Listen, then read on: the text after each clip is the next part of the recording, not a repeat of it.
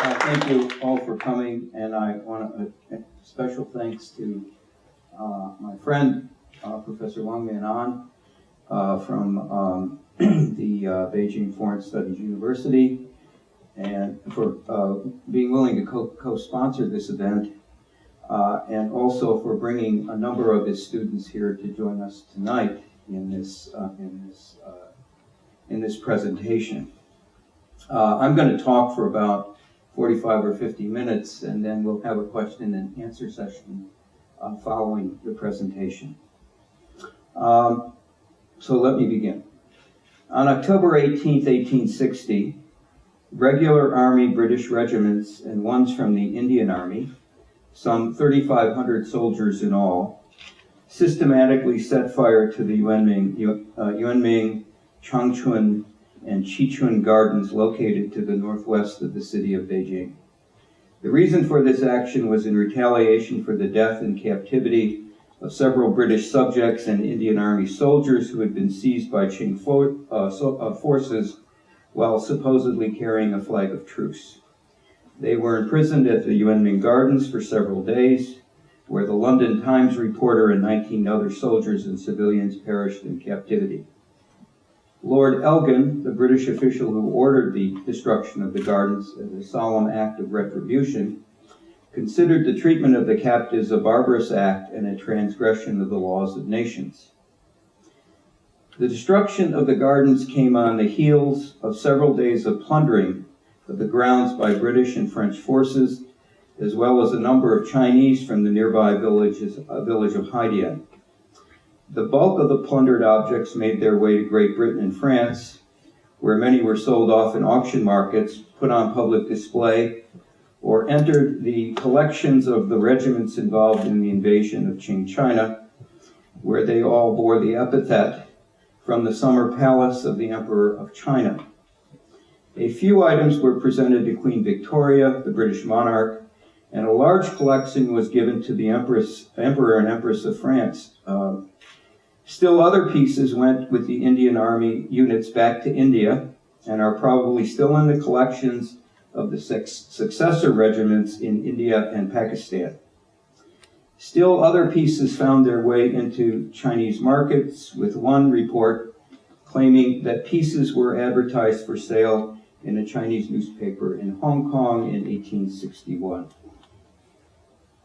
In my comments today, I want to trace for you how subsequent generations have remembered and reworked these events.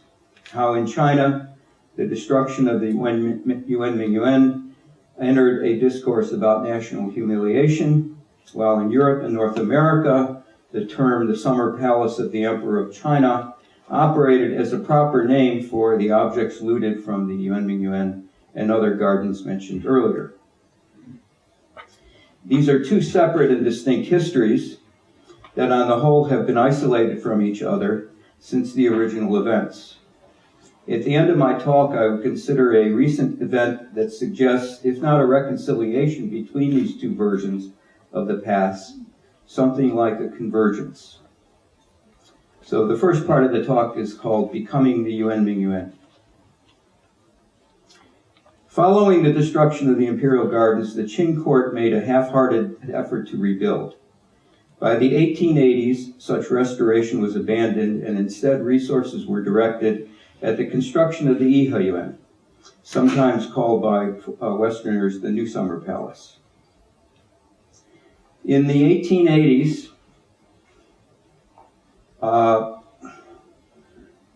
all of the wooden structures at the Yuanming Gardens and the other gardens around it had been burned in 1860, but there were still structures like this out there, parts of the European palace complex in the northeast portion of the gardens. The remains of the old imperial gardens were scavenged for building materials for the new one. Most of the trees were also cut down to use for building material and later for the making of charcoal. In the late 19th century, members of the foreign diplomatic community and their retainers found the ruins of the European palaces in the northeastern part of the gardens a charming site for picnics, and this continued on into the 1920s. By the 1930s, the small hills and lakes were being leveled and filled in order to turn the area into farmland. Other parts have been turned over to Yenjing and later Peking University and Tsinghua and remain part of those campuses today. After 1949, much of the land that was not owned by the universities was turned into a collective farm, while another bit seems to have contained the Haidian machine tool factory.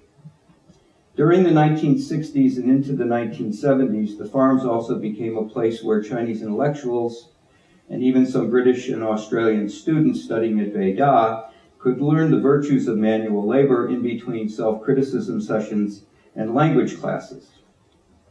In the early 1980s, that is the beginning of the reform era, things began to change. A historic research unit was set up and started a journal in 1981, and a small museum was organized. In the museum, among other things in the collection, the museum held a fascinating diorama of British soldiers looting the Yuanmingyuan gardens in 1860. The creation of the historic unit and the diorama seemed to me significant developments.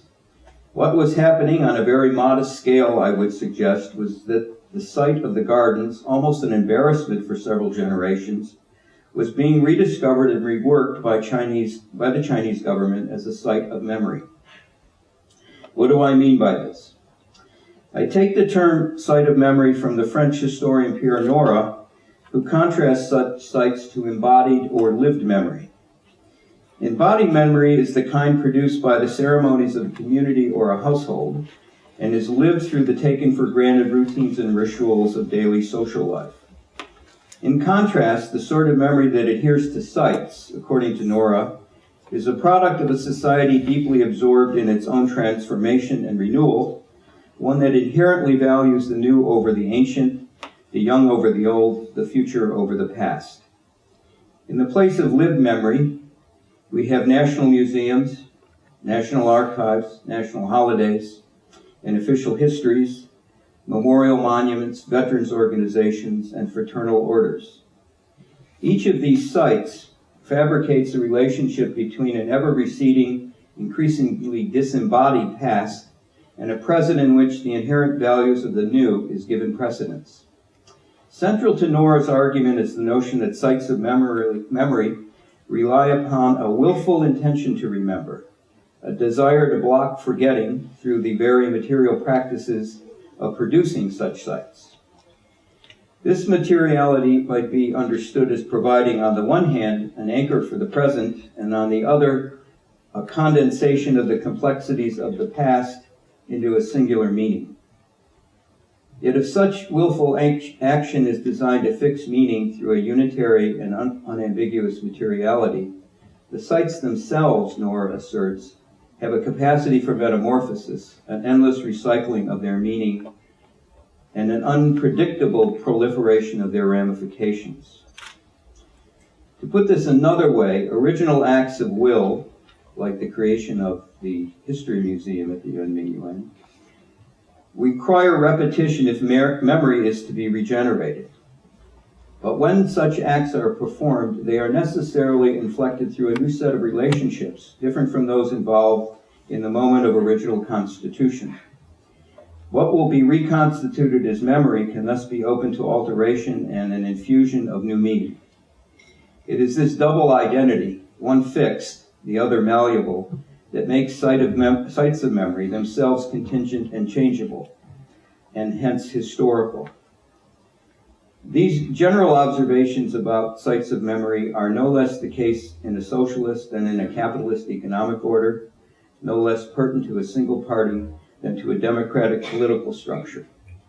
For purposes here, the key arena of expression and contention is the nation. Who gets to define the nation and under what conditions? How is the nation's past of conflict and violence to be recalled? What is the relationship between a particular site of memory and the nation? How are present and future generations to be convinced that the preservation of such sites reproduce the nation? In an age of global neoliberal homogenization, and historically unprecedented levels of mass consumption and mass advertising, these are not minor issues.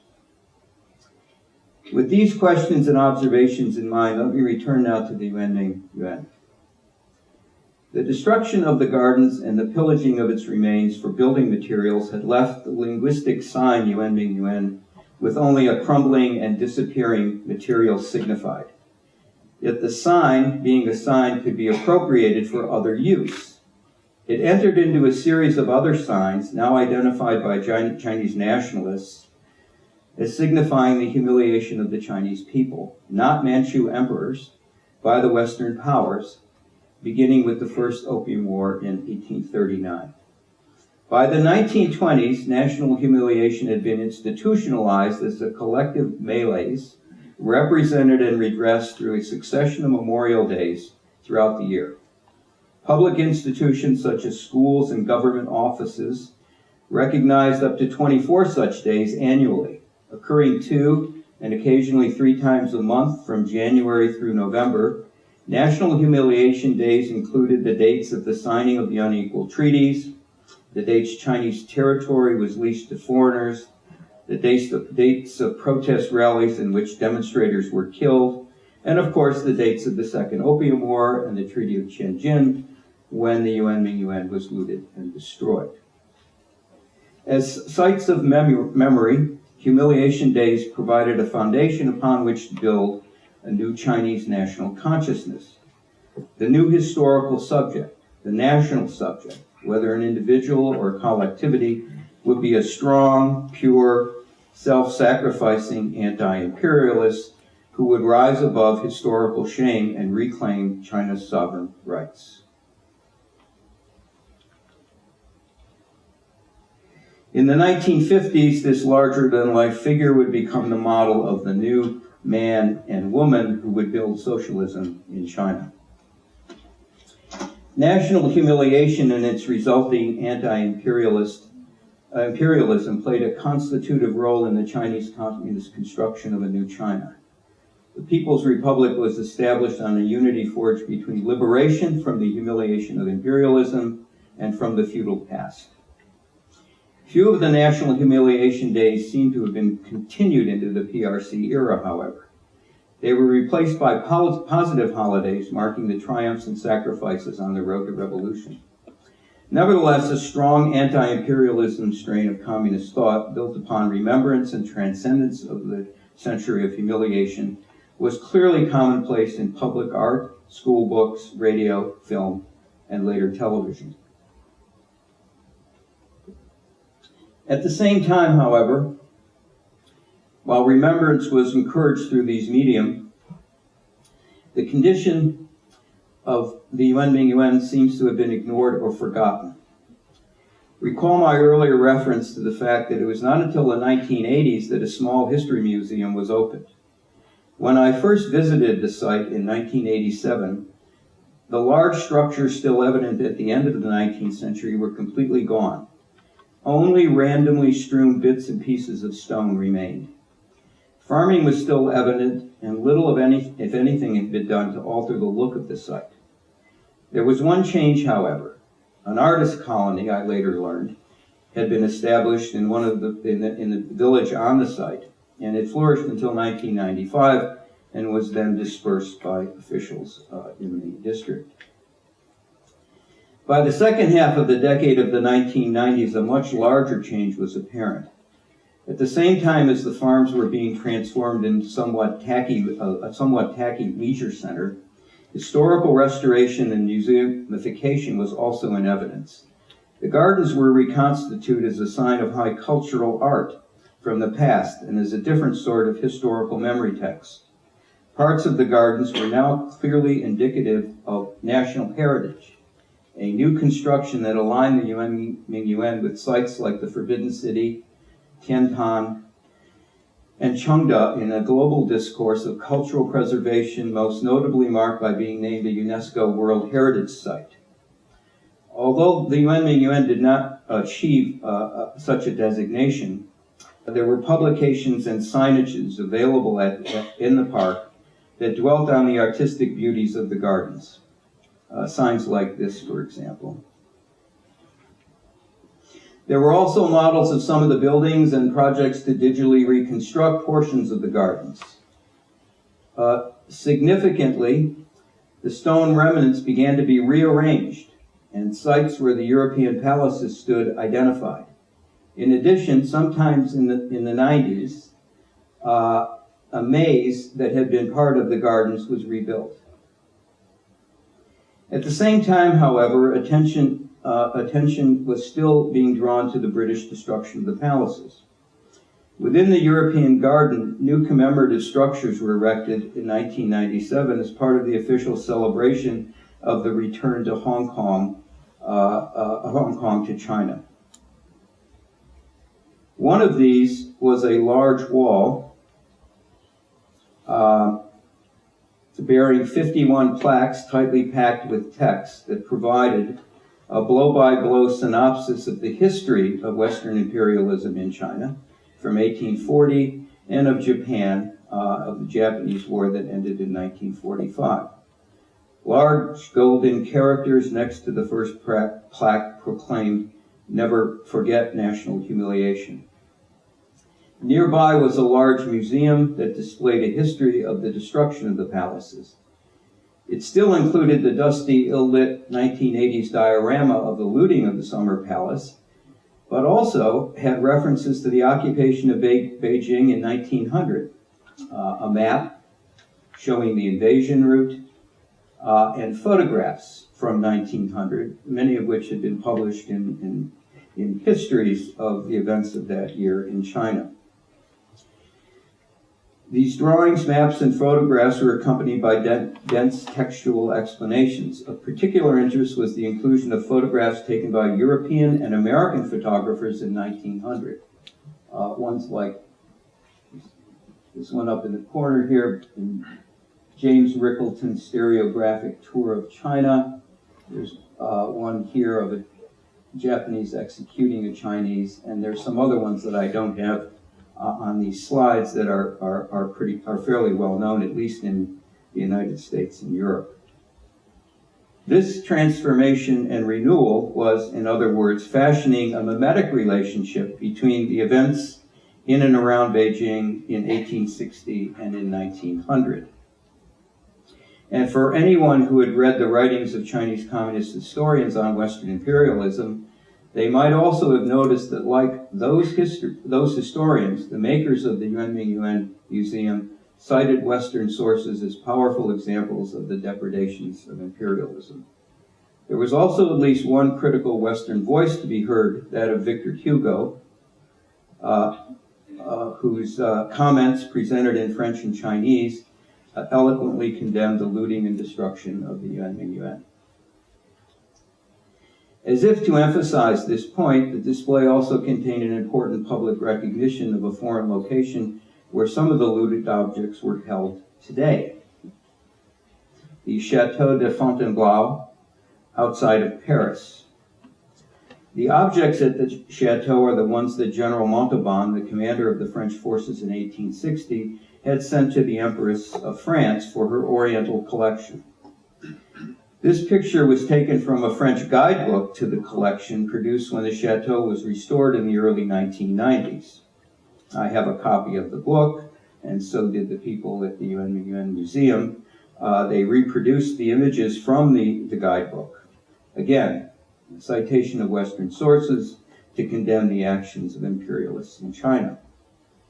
The presence of the pictures from this booklet in the museum suggests a heightened sensitivity to the overt sale and display of Qing plunder in European and American museums and auction markets. Events in Hong Kong in 2001 reinforced this impression. In the 1980s and 1990s, auction houses such as Sotheby's and Christie's auctioned off Summer Palace plunder on the international market, sometimes drawing specific attention to their status as loot by dubbing them imperial sales. In 2001, Sotheby's and Christie's Hong Kong included 4 items from the Yuanmingyuan in a second imperial sale. 2 bronze animal heads, a monkey and an ox,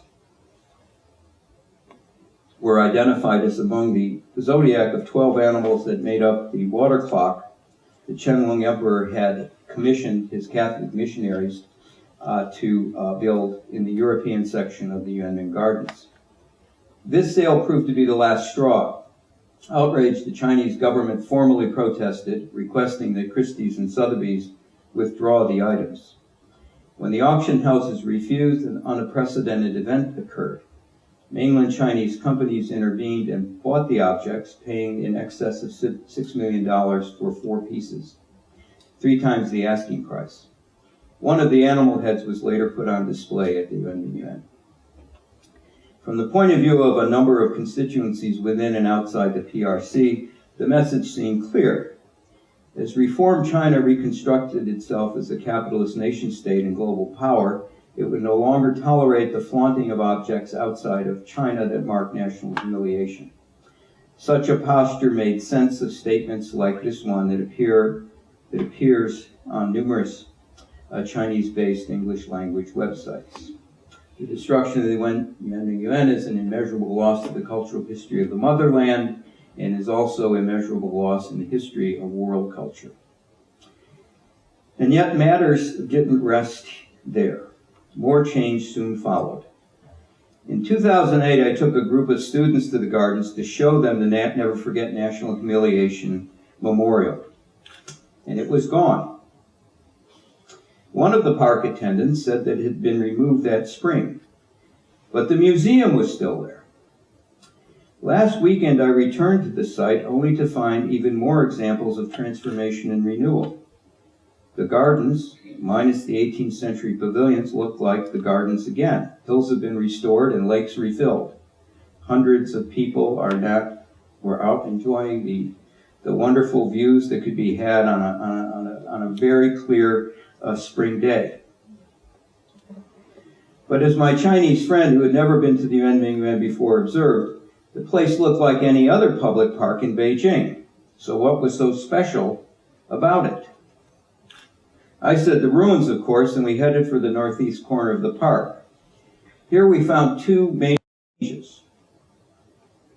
The History Museum was completely gone, and the entire site was now dominated by images of those Zodiac animal heads.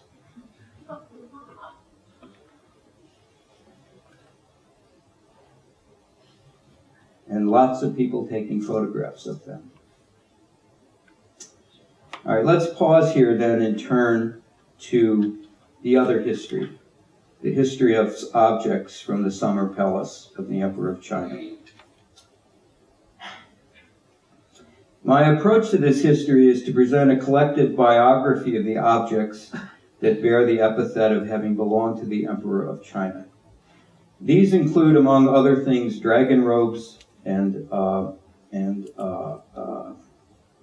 armor, jade scepters, throne cushions, the cap of the Emperor of China, imperial seals, a carved screen from behind the Emperor's throne, pages from the Qing court's illustrated catalog of ritual implements, or the Huangchao Ichi Tusher, various objects from the Emperor's private quarters, such as a small jade book said to be the sayings of Confucius, but actually the Heart Sutra, a Tibetan ritual vessel purportedly including the skull of Confucius, and a Pekingese dog appropriately named Looting. In auctions in Paris and London between 1861 and 1865, items like this were put on sale, and French, British collectors and art dealers and the public in general had the opportunity to see and buy summer palace curiosities. The first appearance in auction records was in London in 1861. The items were put up for sale by the courier who carried the dispatches that announced the defeat of China and the sack of the palaces to the British government and Parliament. Over the course of the next few years, summer palace loot appeared in a dozen or more auctions in both London and Paris. Moreover, sales of the continued through the end of the century, with summer palace designation indicating their provenance in newspaper advertisements. Several such advertisements appeared in the London Times between 1870 and 1902. I've located 14 such notices in all by searching on the term Summer Palace in the Times Digital Archive. The sales included the disposition of the estate of at least 2 participants, those of the commander of the British forces, General Hope Grant, in 1893, and those of Charles Chinese Gordon the following year. This commodification and recirculation of Chinese imperial regalia was paralleled by public display, first in Paris, at the exhibition at the Tuileries Palace in 1861. And these items that you see here are ones that are in the Fontainebleau collection, still there in all of them, as near as I can tell. And later in the 1862 London International Exhibition. By the 1870s, objects began to enter the collection of public museums, such as the Victorian, Albert, and British Museum. At these sites, the epithet from the Summer Palace of the Emperor of China became affixed to the objects in museum accession records and on the identification tags that sat next to them on display cases. In the late 19th century, other forms of address were added to the biography of the careers of Summer Palace loot. These involve the accretion of layers of new knowledge onto things Chinese. For purposes here, I can only draw attention to part of this process of knowledge production. The key point is that this new knowledge was produced not in Europe, but in China by Western diplomats who in their spare time took up the study of Chinese objects and by so doing transformed them into art. In the English-speaking world, the central figure was Stephen Bushell, the surgeon in the British legation in Beijing from 1868 to 1900. Through his study of objects available in the Beijing art market and in the collections of Chinese connoisseurs, and with his translation of Chinese works on porcelain and jade, Bushell provided a host of new nomenclature, ranging from transliterated words for objects to wholly new classification schemes based on historical typologies, sites of manufacture, and descriptions that allowed pieces to be more accurately dated, all of which he based on references to over 100 Chinese published sources. He also provided translations of the Chinese dating ideograms to be found on the bottom of pieces, of porcelain pieces. Bushell's effort made it possible to identify previous errors in writings on Chinese porcelain and jade, and hence put the museum's descriptive tags and accession files in order, while providing a whole new nomenclature for the art market. For the first time, collectors and museums were able to place the authenticity of their holdings on a firm footing. It was now possible, with an unprecedented sense of certainty, to identify fakes and reward true value. Between 1897 and 1904, Bushell's classification scheme became the standard for public and private collections, including the Walters and Morgan collections in the United States and those of the Smithsonian Institution, as well as the holdings of the Victoria, Albert, and British Museums in London. Equally important, the sort of knowledge that Bushell and others produced had an influence on the looting of Beijing in 1900, when the city was occupied by the forces of 6 European powers, the United States and Japan. Many looters knew precisely what they were looking for as they ransacked Qing palaces and the homes of Beijing's elite and common people. The research involved in this talk began in 1987 and included the Victoria and Albert and the British Museum, the Royal Engineers Barracks in Chatham, and subsequently the Musée de Fontainebleau and the Yuanmingyuan museums in Beijing and regimental museums scattered around the British Isles. On my first visit to the Victoria Albert Museum, I noticed the epithet from the Summer Palace of the Emperor of China for the first time. I went to see one of the museum curators and asked him how the museum knew what these objects were from the Summer Palace. And he told me that the museum had accession records that indicated as much, and I asked if I could see them. The records allowed me to fill in biographical details and flesh out careers of these objects, most of which never turned up in 19th century campaign accounts. For example, volumes from the record of the Qianlong Emperor's 10 Great Campaigns were donated to the British Museum in 1872 and came with a Summer Palace designation. Another Qianlong-era text from the same site was purchased in 1906 from a Paris dealer for £100. But perhaps the most interesting of the textual materials were pages from the Qing court's illustrated catalog of ritual implements, mentioned earlier. This version was made of large format, hand-painted leaves, other parts of which were at the Victoria and Albert Museum, the Royal Scottish Museum, and the National Museum of Ireland. The British Museum had purchased its portion from William Knollys, author of several works on the 1860 campaign, in 1924, and then sold off the other parts to these other museums to recover their costs. As I was doing this research in the records of London's two most prominent history museums, military museums of Great Britain were undergoing substantial changes. Stimulated in part by an upsurge in family history, much of which involved tracing the military service of fathers, grandfathers, and great-grandfathers, regimental museums found themselves awash in new monies for the renovation and expansion of their museums. Several Summer Palace objects, ranging from an imperial throne and throne cushions at the Royal Engineers Museum to imperial robes at the Royal Wiltshire Regiment Museum, were now prominently organized into a chronological history of military campaigns from roughly the 16th century forward. Trophies of wars fought in South and East Asia, sat beside battle honors, in this case the Dagu forts and Peking 1860, that were displayed on regimental colors in the museum. In other words, the process of transformation and renewal then occurring in China was paralleled by one going on in Great Britain. In the latter case, Summer Palace objects were being repositioned in new historical memory projects concerning a kind of nostalgic remembrance of past British greatness. Other Summer Palace objects found themselves recommodified.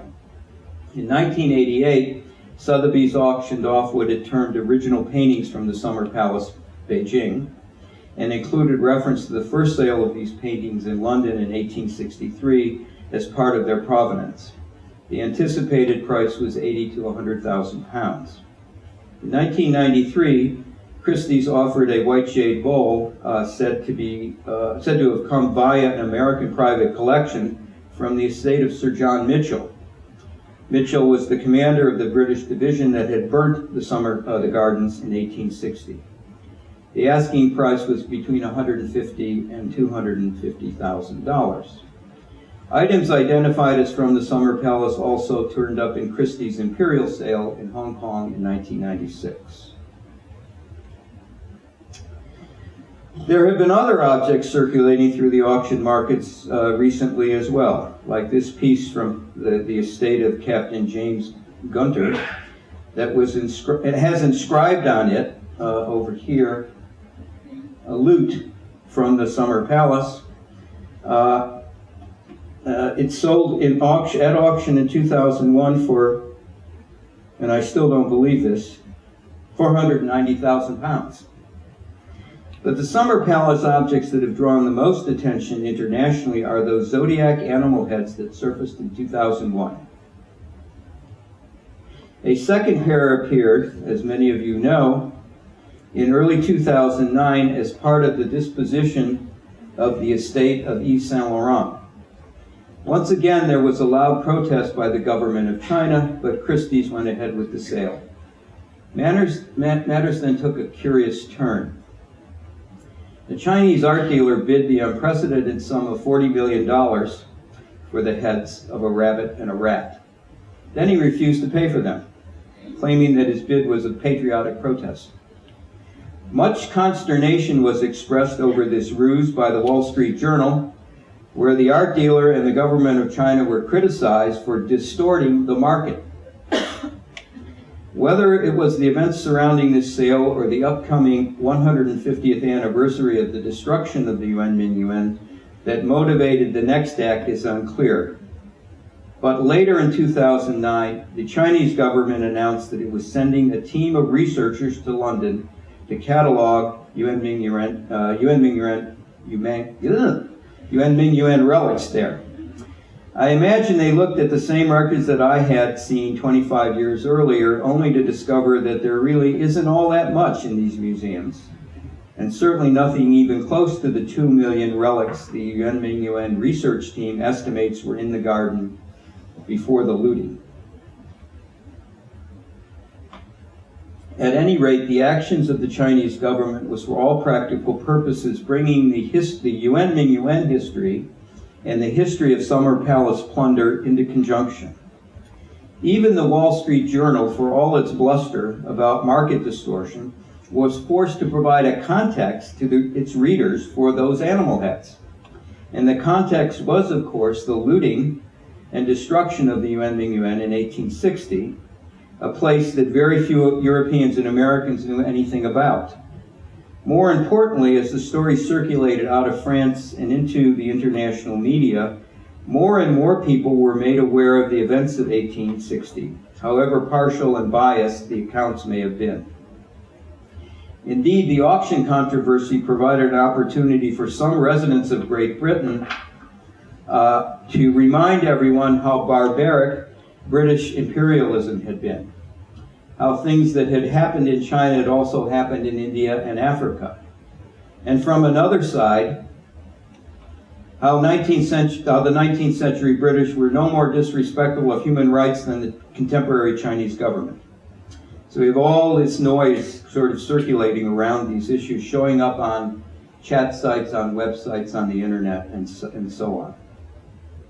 Meanwhile, in China, the 150th year commemoration of the destruction and plunder of the palaces of the gardens in 2010 included a performance by singer Wang Ti and the Hong Kong action star Jackie Chan of the song Country. And that's a little Jackie Chan down there with Wang Ti standing next to him. Chan was quoted at the time as saying, "When I learned about the illegal auction of the Zodiac animal heads at Christie's, I decided to make a movie to urge the return of the looted treasures, not just for China, but also for countries like Egypt and Cambodia." 2 years later, Chinese Zodiac appeared, in which Chan, playing the character Asian Hawk, with the help of Chinese student and a Parisian woman, stops at nothing to track down the animal heads. Now, whether or not the movie, the 150th anniversary commemoration, or the highly visible public controversy over the sale of the animal heads in 2009 served as motivation, the purchasers of the rabbit heads, the Penault family, owners of a transnational empire of lifestyle products companies, announced that they were returning the heads to China. For a moment, at least, the two histories, the one concerning the Yuanmingyuan, the other the Summer Palace, were fused together.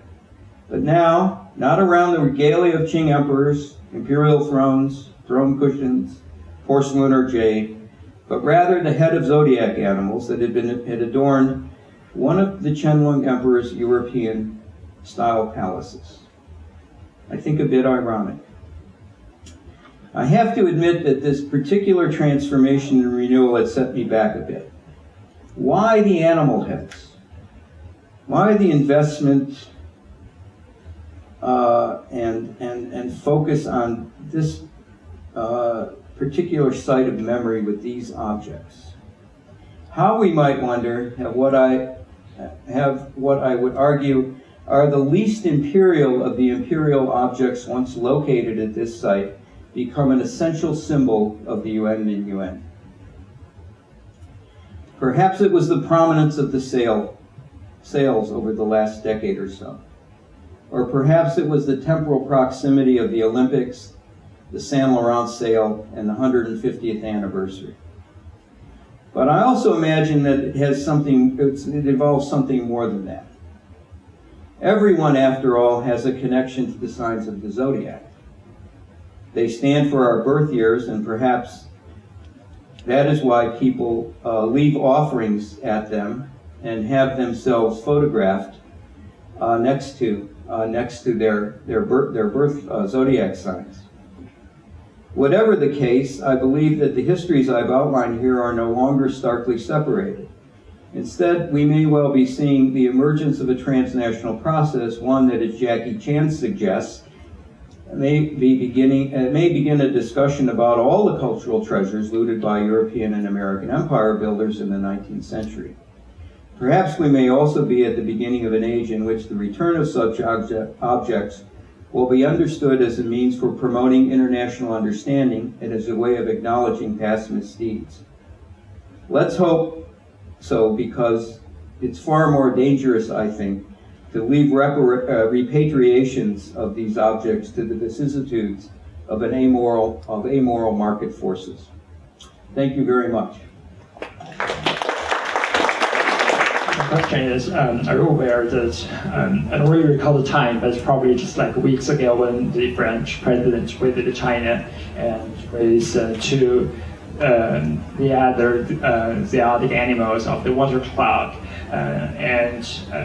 well, the president gave it back to China for free, and well, along with several other deals like with Airbus and many other things. But are you aware of the changes? Like you just mentioned, like the first two animals came back to China, and Chinese merchants probably paid like the figure was like 6 million pounds, something like that, but now it's coming back for free, or probably along with some other deals. So are you aware of these changes, or does it have any meaning on the background or anything? I think it's probably maybe an interesting topic to figure out like what has changed during the past decades. Yeah. I mean, this donation by the Benoit family is unprecedented. They're buying and now they're returned to China. Right? That's something that hasn't happened before. Right? There's a lot of speculation about why the Benoit family has done this. Right? Was it out of the goodness of their hearts, out of their concern or their understanding of Chinese people's feelings about the looted objects? That's one version. There's another version too. The Wall Street Journal version of this, which is that the Penauts are making this gift to China as a means for the Penau Empire, to the Penau corporate empire and the many companies they own, to have a reception in China for their things. All right. So other kinds of deals in the wake of this. It was also announced last week that the Chinese government has beaten Christie's for these sales for a number of years. And very quietly last week it was announced that Christie's has been given a license to become the first foreign auction house to open operations in China. They will open in Shanghai shortly. So what does that mean? After much of what we've heard about protests against Christie's sales of objects over the last 10-15 years. I don't know, I don't claim to have any particular insight into corporate machinations, so I don't know if I'm much help there. But these are the things that are circulating in the press about motives of the Penauts and others. Yes.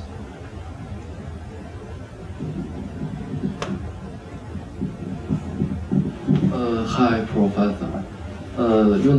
More and more Chinese people now takes Yuanmingyuan ruins as cultural heritage. And when the animal's head was given to China as a gift, some experts, native experts, argue that they are only common architectural elements not something important or the real cultural relics. What's your opinion about the voice? You're talking about art now, aren't you?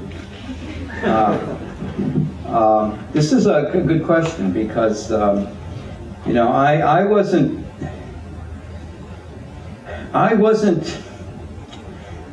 impressed with the artistic merit of the animal heads. I had trouble seeing them as, you know, like, say, imperial robes or porcelain or jade objects that we also know are trafficked in these same markets that the animal heads were in. But I think, again, that's one of the things I was trying to, I don't have an answer to this.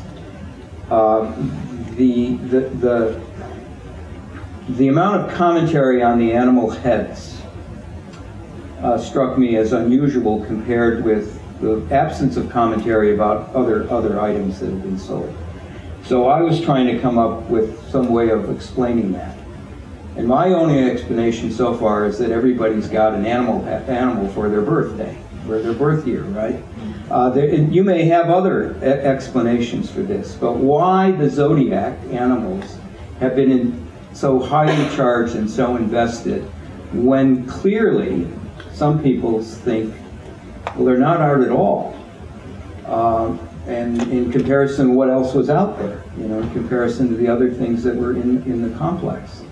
So I think that we should be thinking about why these objects in particular have been so galvanizing around the issue, or re-galvanizing, or recharging this particular site of historic memory. I don't have all the answers to it, but maybe you do, or maybe you have some.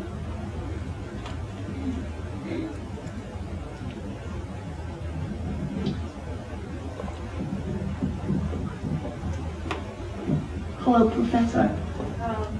And as you said, that there is kind of a double identity on the remains. I mean, the first one is fixed, as you said. It is like a memory of the past.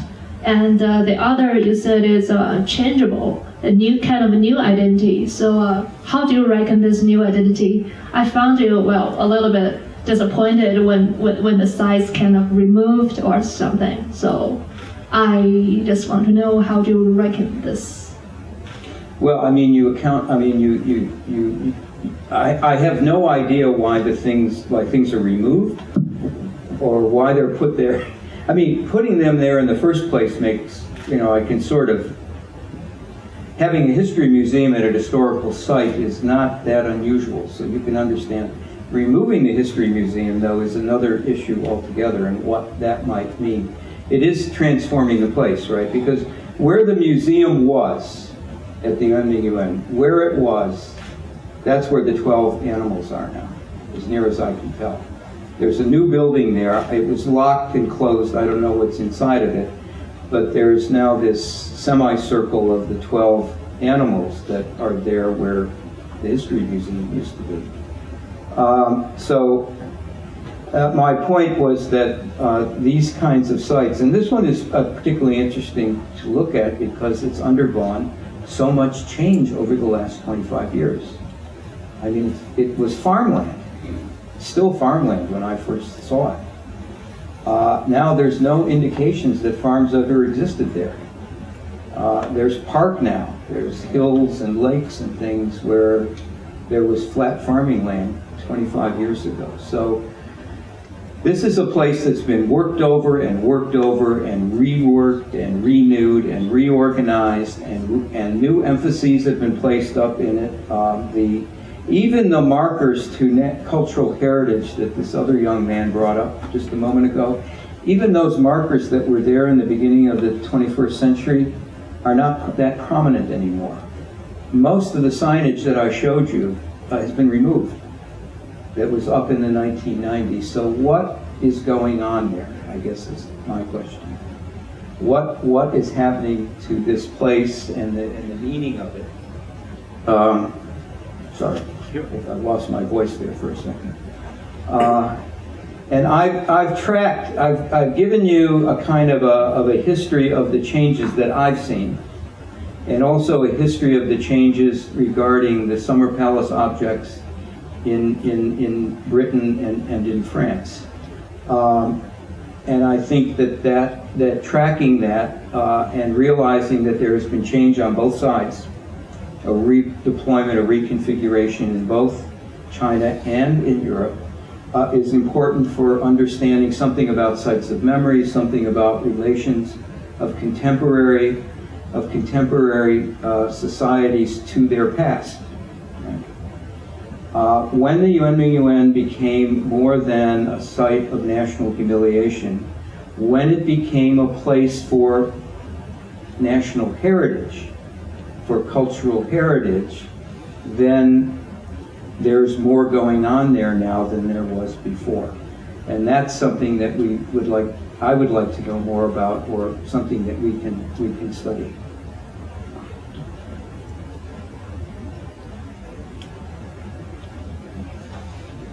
Does anybody have a question about how the West views the Old Summer Palace? If not, I've got a couple of questions about how China. There's the hand back there.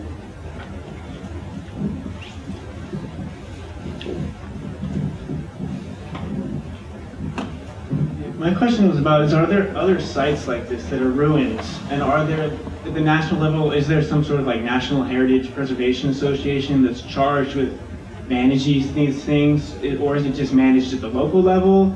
Is there some provincial thing? Yeah. Or is it, I mean, also the question is there been any effort to make these into like UN World Heritage sites?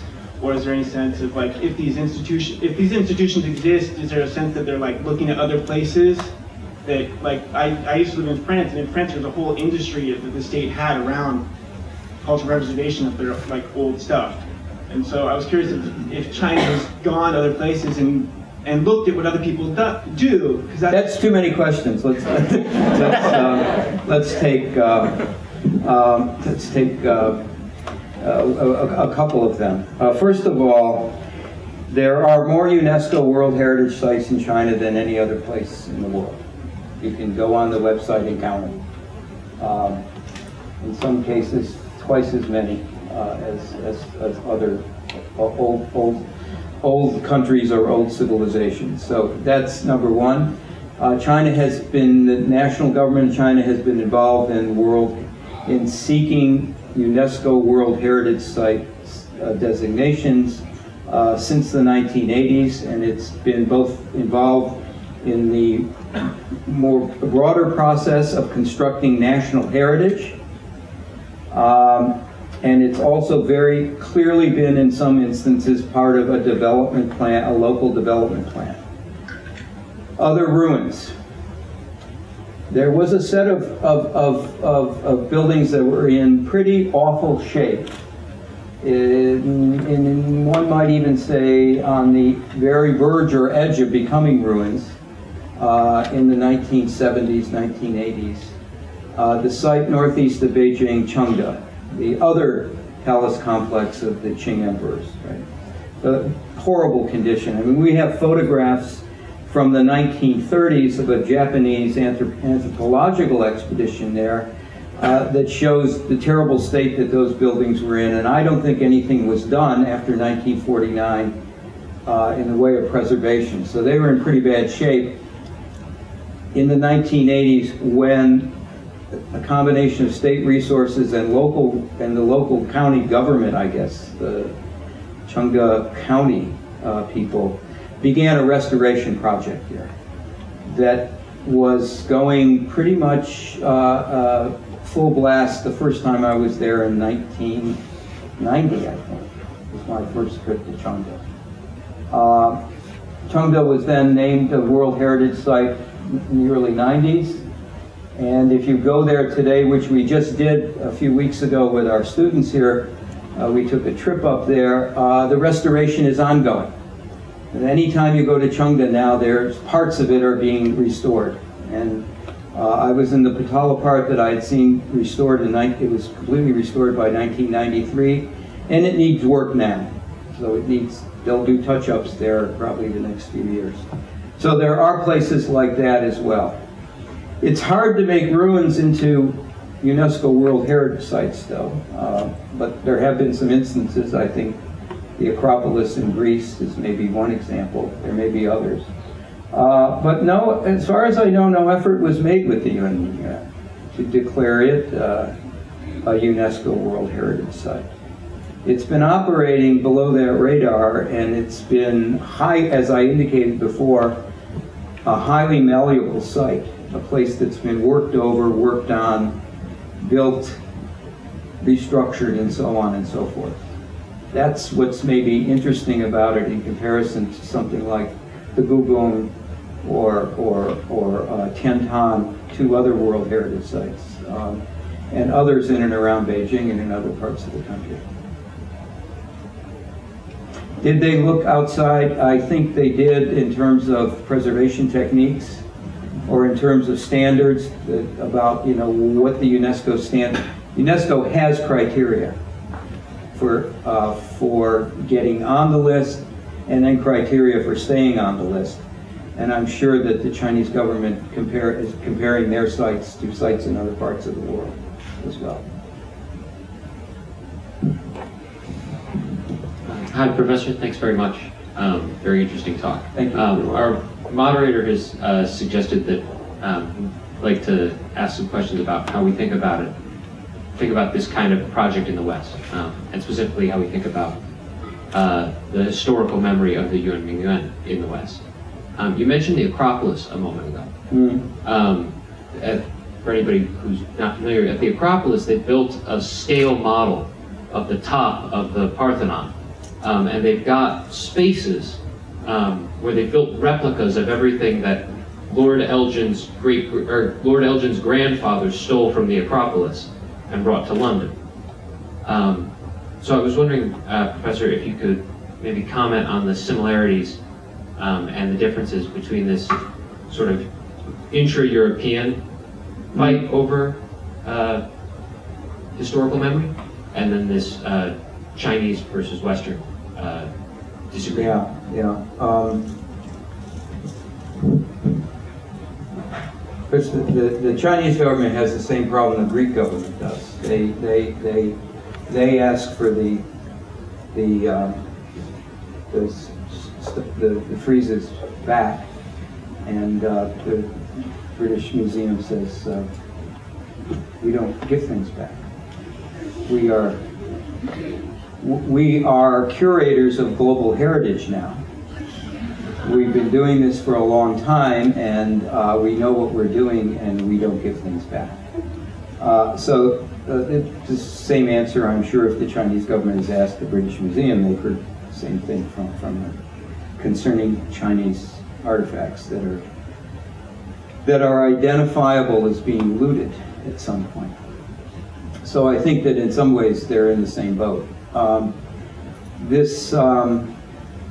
I don't know about France. I don't know about the French collection. I mean, the largest collection of summer palace plunder is in that museum at Fontainebleau. There's over 100 pieces. They're in very good condition. I don't know if they've been asked to return them or not. I don't know if they'd say the same thing as the British, have said. But as far as I know at this point, the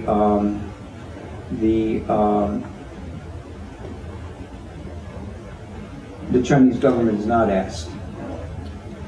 And probably for a good reason, because the other issue here, which I didn't talk about in the paper, but is worth discussion, is the question of international law and cultural artifacts. The first European laws which dealt with plunder taken in, or outlawed plunder taken in time of war, is the first Hague Conventions, the sections on laws of land warfare, in 1898. Everything that was looted prior to 1898 is not part of those Things that were taken after 1898 are.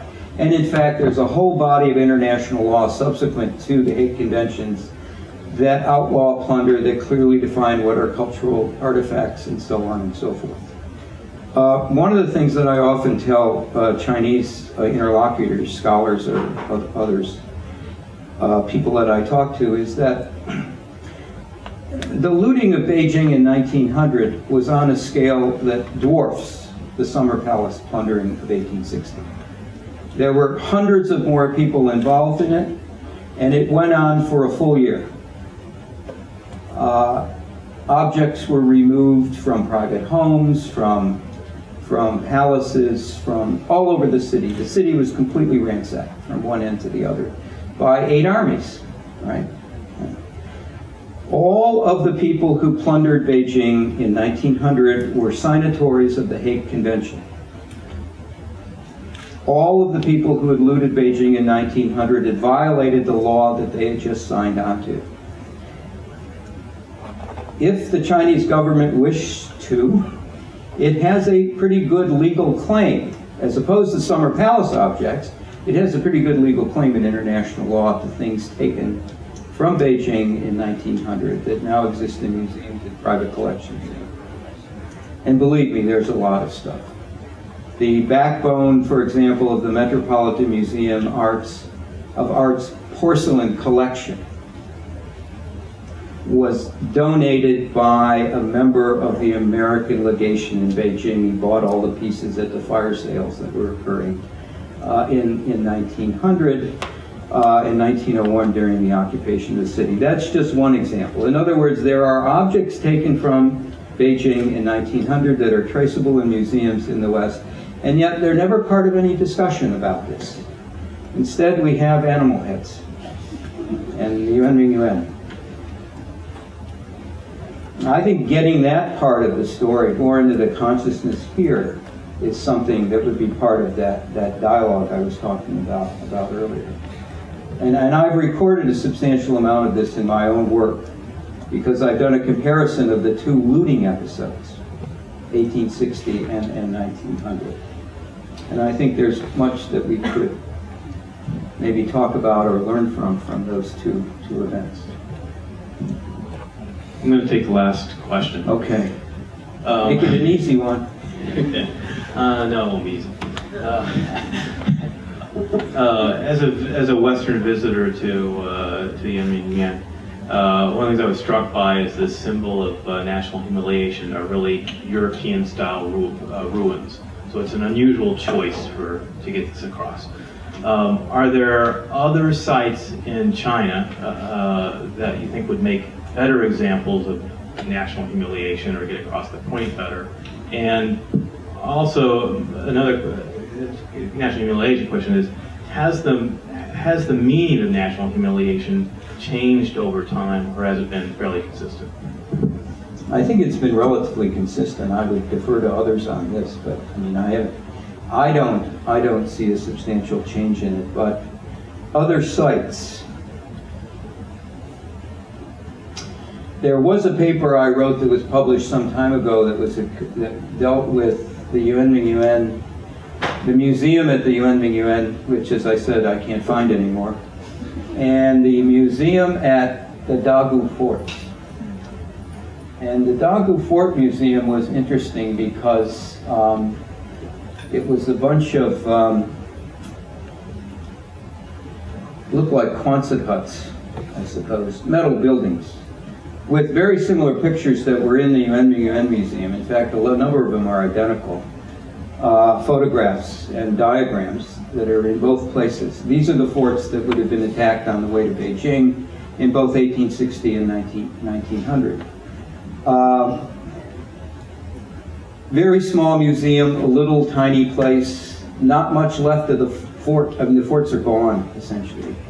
They were razed, and now there's one of my points in the piece was that the whole land area in front of where the forts, or around where the fort might have been, is reclaimed land. There's a new seawall, and the high-rise buildings were being built toward the sea, as you could see from the top of a mound inside this museum fort complex. I don't know if the Dagu forts are still there, or if the museum, I should say the museum is still there, the forts are well gone. But it would certainly be a place which is also highly charged because of being on the invasion route of the two invasions. And the second ones in particular because the forts in 1900 had been rebuilt to repulse the kind of attack that had occurred in 1860. And we're now armed with Krupp cannons and other very contemporary field pieces, many of which were seized as military trophy and transported to Australia, Great Britain, and there's one at the U.S. Naval Academy in Annapolis. The guns became objects of trophy, of military trophy. So there is a similarity. One could do a similar kind of project between Dagu and the objects taken from Dagu that are in places in Europe and North America. Thank you.